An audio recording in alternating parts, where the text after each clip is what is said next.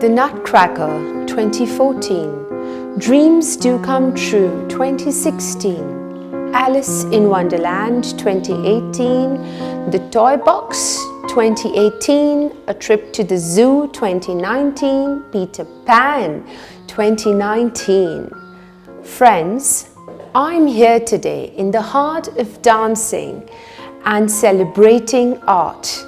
Join me as I take you through a very enchanting experience with 4 very lovely teachers. You're tuned in to the Rags page.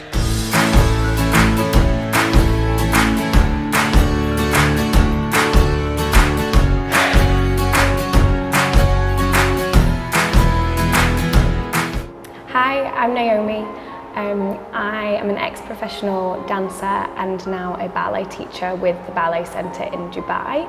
I trained at Rambert School of Ballet and Contemporary Dance and then since became a registered teacher with the Royal Academy of Dance, which is an international training syllabus for ballet. Good morning, friends. Your host, Rakhi Gandhi, Rags, sitting here today in the heart of pink, blue, tutus, points, poise, elegance. Here I have with me a very wonderful ballet teacher. Meet Naomi. Hi. Naomi, you want to wave hi to them? And she's the head of ballet here at the Ballet Centre. Naomi, I'd like to ask you, I know we hear so many things about ballet and what the form of dance is typically like, but tell us, what exactly does ballet mean to you? So many things. Since such a young age, I trained in ballet, and I think over the course of my experience in ballet, it's developed and changed into different things. Now, as a teacher, I see ballet as a way for people to express themselves, take their mind away from the outside world and really engage in their creativity, their confidence, their form of movement that everybody has in their bodies. And that's the same for me now as well, I would say. How influential do you think ballet was back then? And can you tell us more about how the school was founded and what was it like back then? Back in the 1980s in Dubai, there wasn't actually any dance schools. Yeah, I remember. Yeah, so, which is crazy really. So fortunately, a British lady came over here and opened the first ever ballet school, the Ballet Centre, which is where we are today. And that was in 1986. Oh, bless her. Yes, so we have been here for a while now. She had to gain permission first from the authorities to open the school. And since then, I mean, we're 2020 now, and I know. the amount of dance schools and excitement that there is around dance is crazy, to say to where we were just 40 years ago, nearly less than 40 years ago, that there was nothing. That's so here. Incredible. I know this is 1 hour of intense dancing in every ballet class. Yeah. Usually, that's the format. What do you think the children take home with them after every class? I mean, it's exam term, so other than a load of corrections and ways to, you know, improve, no, I hope that they really take home a sense of achievement. For the hour that they're in the class, they are trying to overcome challenges. It's a brilliant answer. You yeah. know, sense of achievement. Wow. Yeah, definitely.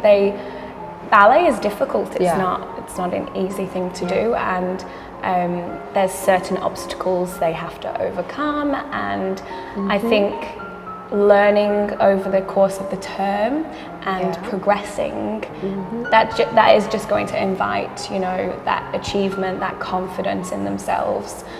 So I hope that's what they go home with. Wow. And I know children feel so elated, don't they, when they can do something new, when they sort of just, it's just like conquering something for them, and they're like, wow, I can do this. Yeah. And then their eyes lit up. So isn't it true? I mean, they're like, Yeah, exactly. Children are, from being born, they're there to learn, they're there to develop and you know, form into this person that they're going to be. And I think dance, with that kind of expressive, creative side to it, that encourages more learning about themselves that maybe they don't get the opportunity to do in other things. And you were right when you said ballet is really hard, because I remember I backed out, and I have no shame in saying that on TV. I backed out because I couldn't do it.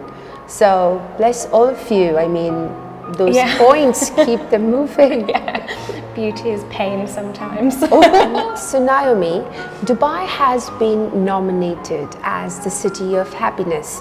And I caught your point when you said that ballet is a happy form of dance. Can you tell me, how do you think Ballet Centre contributes, you know, to the happiness part of it? I mean, majorly, as we said, ballet is a happy form of movement. I don't know anybody that does ballet that isn't happy whilst they're doing it. But I think one of the major things that the Ballet Centre offers as well is, you know, we're so inclusive in all nationalities. We're giving an opportunity for all children from any country to come and experience ballet. Lovely. We have a student with us at the moment. She's been with us, for 10 years now, actually. Whoa. She's an Emirati lady, and you know, as I said earlier about how there wasn't any ballet here 40 years ago, and now we have Emirati students taking exams and, you know, growing up in the school. I really think and hope that it's going to continue to boom in that sense. I'm sitting here with a very interesting teacher. Here's Elsa. Hello. Please be Elsa. gentle with me. What are your achievements in ballet? I know that they're very impressive. I've read through a few. Would you like to tell my viewers? So I trained at London Studio Centre and gained a degree in theatre dance there. From there I went on and did quite a few different qualifications, so obviously the Royal Academy of Dance, so I'm a registered teacher with them, and I've also trained to be an elixir flexibility instructor, and also progressing ballet technique, which is using things like the fit balls to improve their dance strength. So I've sort of got a lot of little bits of extra things like that around which I would feel really help with what I'm doing. That is super impressive. I have an 8-year-old boy and a 10-year-old girl, but I know I'm speaking on behalf of many mums right now, Elsa, and you sitting on that seat, I think you're the perfect person to tell us if what we've read through is true, because just by nature of the city, you know, my children are being driven everywhere. And the nature of the generation, my children are gadget or whiz kids. Now, do you see ballet as an art form suffering anywhere because of these elements?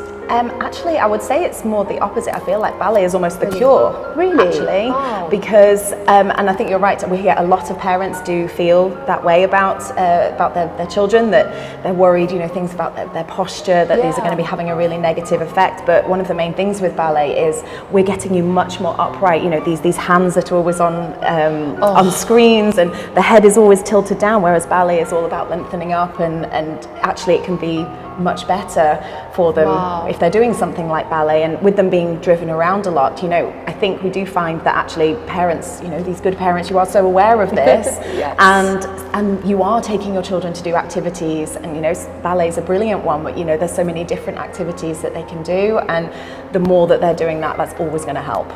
I'm sure, and I know so many parents watching us right now are giving you a pat on the back for this reply. Thank you, Elsa. Is ballet a form of an art, or do you think it's more entertainment? I actually think it's probably both.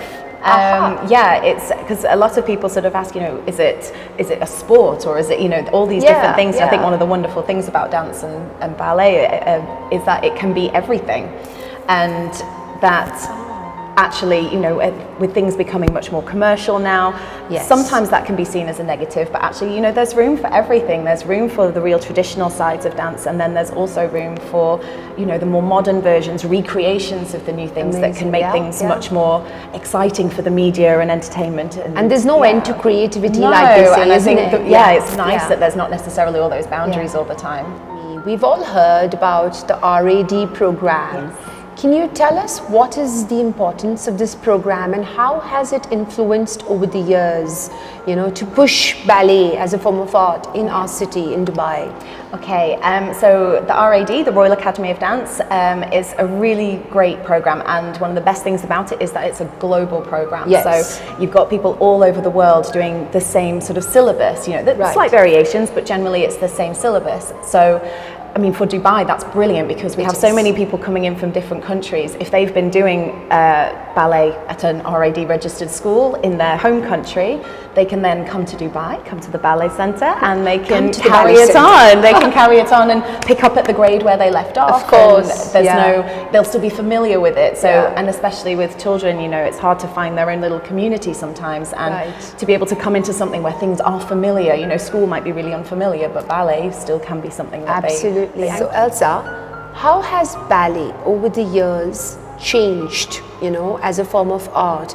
And with this whole expo happening now, we're all so excited and looking forward. How do you think or perceive that ballet is going to add to the merit? Because I know so much has been spoken about creativity now. I think that dancing, all forms of dancing, ballet, tap, modern, they've all really have changed over the years. They're just, the demands on the dancers' bodies now are just so much more intense. You know, legs have to be higher, and you know, everything has to be stronger. So it has changed quite a lot over the years, but we're trying to keep that sort of real traditional sense of performance and things going on, that, you know, that's the kind of thing we don't want to lose. Those things that Terry Dean started out with when she opened up the school, that's what we're trying to really to continue on with as well, like just keeping that enjoyment. And with the Expo 2020, I think, you know, that creativity starts with the very youngest that we teach, and in, you know, tiny tots and baby ballet, that's your most creative time. That's the cutest part. I mean, how many people get to say they gallop around like a unicorn for their job? It's lovely. And you know, we want to keep that creativity going, because we know that creative adults are what make, you know, have made Dubai just such an amazing place. That's right. And, you know, if we can nurture that from a really young age, then I think that's going to really bring something to it. Well, that's amazing to hear, and I loved the baby ballet part. Now I'm sitting with someone who's also very interesting. What are the different classes that the Ballet Centre has to offer? Okay, so especially ballet, we start with our tiny tots and our babies. Oh. Yes, and then from 5 years old, they start with the Royal Academy of Dance syllabus. Wow. And they continue that until grade 8. And then we have also our vocational grades. That's lovely, that's lovely. And for how long did you say you've been here with the centre now? So this is my 4th year with the Ballet Centre. Wow, well done. Yeah. I started ballet when I was 2 years old. Wow. Yes, and it's just been part of my life, and at the Ballet Centre, it's just something, it's the same like what I grew up with. Yeah. So it's just a part of you, it's just been there inside you. Hi, I'm Beth. I'm the Tap and Modern teacher at the Ballet Centre, which is under the Imperial Society of Teachers of Dancing, which stands for the ISTD. I also teach ballet here as well, but my main focus is with Tap and Modern, which I absolutely adore.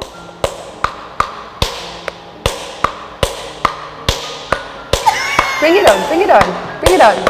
This sounds like a lot of fun. Hi, Beth. Hi. So tell me, what are the basic ingredients that I would need, or anyone, maybe a child, maybe an adult, to be a good tap dancer? I'll be honest, you do need rhythm. Sorry. I lost my chance. Okay. But it's something that will develop. I mean, it's just so much fun. I just absolutely adore it, because it's the way that you make the rhythms and the sound, and the sounds, different sounds that you make, the light and the shade, everything. It's just so much fun, and I think even if you don't have that much rhythm to start with, you can develop it. Say if I was to do something in tap dancing, what are the opportunities that one would have ahead, you know? Maybe Dubai, maybe worldwide. Say if you're a tap dancer, what are the avenues that this opens out to? Oh, so many avenues. I mean, so many forms of dance. You've got your tap dance that we offer here, we've got our modern dance, obviously we've got our ballet. Right. And the more you sort of do together, it just complements each other. Everything like the rhythms and timing that you learn in tap will then help with your rhythm That's and timing. interesting and to know. Everything else, it all just comes together as one. So it just gives you so many opportunities all over the world. I mean, either as a teacher or as a performer yourself, or anything, that like possibilities are endless, really. I really think I have to start dancing, put my feet down on the floor now. Do it, absolutely. So you said modern dancing, just caught my eye at this one. Can you tell us a little bit more about modern dancing? It's sort of a mix of all sort of disciplines come together, and it's often what you see in shows. So if you go to West End, Broadway, I love shows. Yeah, those sort of things. That sort of style that you see there is originated from modern. So it's got a mix of the jazz, it's got the contemporary, it's got a mix of hip hop. So it's sort of a mix of everything together, and it's just a really good sort of round training of everything. And there's lots of kicks, there's lots of leaps, things like that. And this is so exciting to know about this. It's really exciting. Thank you for being on our show.